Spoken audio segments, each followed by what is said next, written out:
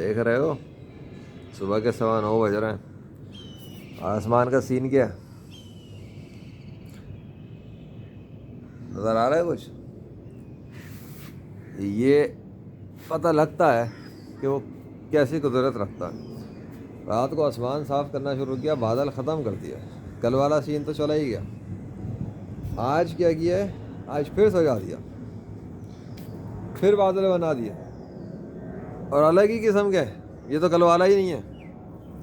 कल के बादलों का डिज़ाइन देखा था? ऑलमोस्ट यही टाइम चल रहा था ना, 10 9 10 वाला।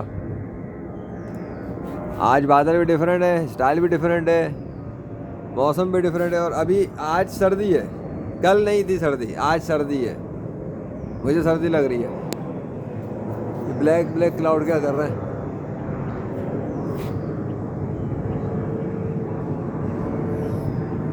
अल्लाह अकबर। वाह, क्या डिज़ाइन है, क्या इफेक्ट्स हैं, वाह भाई वाह। चीज़ ही अलग है। उधर कुछ हो रहा है क्या?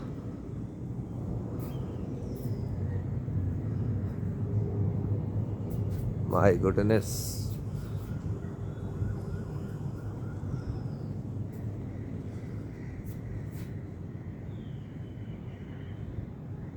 होल्ड ऑन,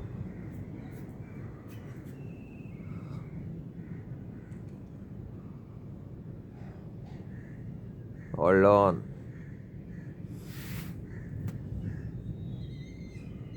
बल्कि अगली फुटेज लेता है।